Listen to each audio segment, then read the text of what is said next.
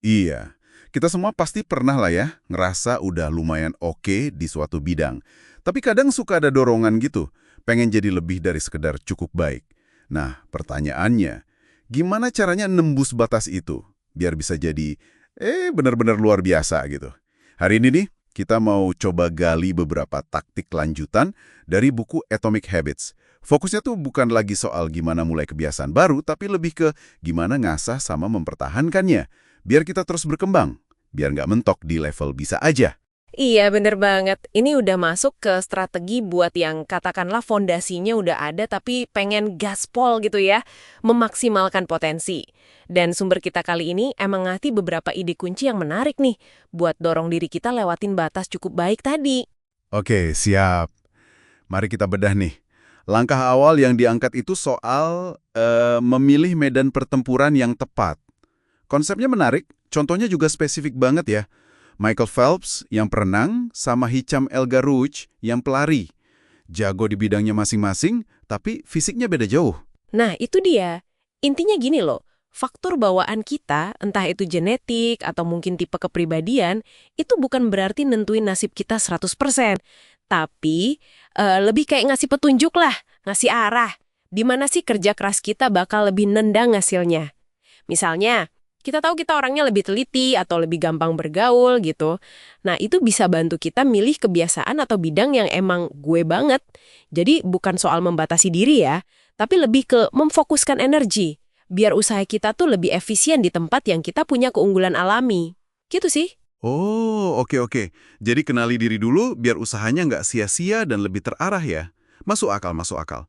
Terus nih, katakanlah kita udah nemu medan yang pas. Gimana caranya biar semangatnya awet, jaga motivasi jangka panjang gitu? Di buku disebut komedian Steve Martin. Latihannya 18 tahun, waduh itu kan lama banget ya. Gimana tuh caranya? Nah, kuncinya ada di yang namanya aturan Goldilocks. Udah pernah dengar mungkin ya? Jadi, manusia itu ternyata paling termotivasi kalau ngerjain sesuatu yang ada di batas kemampuannya. Pas gitu. Nggak terlalu gampang, soalnya nanti bosen, tapi juga nggak terlalu susah yang bikin frustrasi terus nyerah. Sumbernya malah nyebut angka spesifik, sekitar 4% di atas level kemampuan kita sekarang. Itu katanya titik ideal buat masuk ke flow state. Ah, flow state. Itu kondisi pas kita lagi fokus banget ngerjain sesuatu sampai lupa waktu kan? Asyik banget tuh kalau bisa gitu. Tepat, persis itu. Dan tantangan yang pas itulah yang jadi pemicunya. Tapi ada yang menarik lagi nih. Kata sumber ini, ancaman terbesar buat sukses jangka panjang itu uniknya bukan kegagalan, tapi malah kebosanan. Oh ya, kok bisa? Iya, jadi pas kebiasaan udah jadi otomatis, udah kayak autopilot, nah di situ kita rentan kehilangan gregetnya gitu, mulai jenuh. Disinilah kelihatan bedanya profesional sama amatir. Profesional itu katanya tetap disiplin sama jadwalnya, sama prosesnya, walaupun lagi nggak seru, lagi bosen. Kalau amatir ya gitu deh, gampang keganggu sama mood atau ada hal lain, terus latihannya bolong-bolong. Kebayang sih. Kayak kalau udah jago satu lagu di gitar, terus mainin itu-itu aja, ya lama-lama bosan juga ya. Nggak ada tantangan baru. Tapi bukannya bagus ya kalau kebiasaan udah otomatis, kan jadi nggak perlu mikir lagi, hemat energi, mental gitu. Betul-betul, otomatisasi itu jelas fondasi penting buat jadi ahli di bidang apapun. Itu ngebebasin pikiran kita buat fokus ke hal lain. Tapi, nah ini dia tapinya. Ada jebahannya juga. Kita bisa jadi terlalu nyaman sama otomatisasi itu. Terlalu pede, terus jadi berhenti merhatiin detail. Akibatnya, tanpa sadar, performa kita bisa pelan-pelan turun. Atau minimal, ya udah segitu-gitu aja, nggak berkembang lagi. Disitulah potensi stagnasi muncul. Wah, iya juga ya. Terus gimana dong solusinya biar nggak kejebak di situ? Solusinya, kita perlu bangun sistem buat refleksi sama tinjauan berkala. Jadi, nggak cuma jalanin otomatis, tapi juga mikirin lagi. Contohnya kayak tim basket Lakers zaman dulu di bawah Pat Riley. Mereka punya program Career Best Effort, CBE. Itu intinya ngelacak terus peningkatan, walau cuma 1%, di banyak aspek permainan. Atau contoh lain, penulis bukunya sendiri. Dia rutin ngelakuin tinjauan tahunan, nanyain 3 hal. Apa yang jalan bagus tahun ini? Apa yang enggak? Pelajaran apa yang didapat? Ini cara buat sadar lagi. Mengecek, ini otomatisasi masih efektif nggak sih bawa kita ke tujuan? Oke, jadi Kebiasaan otomatis itu bagus buat efisiensi. Tapi tetap harus ada momen buat kita sengaja berhenti sejenak, mikirin lagi, evaluasi.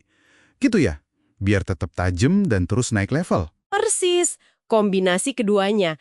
Ini yang mencegah kita terjebak dalam pengulangan buta, cuma ngulang tanpa mikir tujuannya apa. Nah, terkait ini, ada saran menarik lagi dari sumbernya. Jaga identitas tetap kecil. Maksudnya gimana tuh? Maksudnya, jangan sampai satu peran atau satu keahlian kita mendefinisikan seluruh diri kita. Misalnya, saya ini penulis hebat. Titik.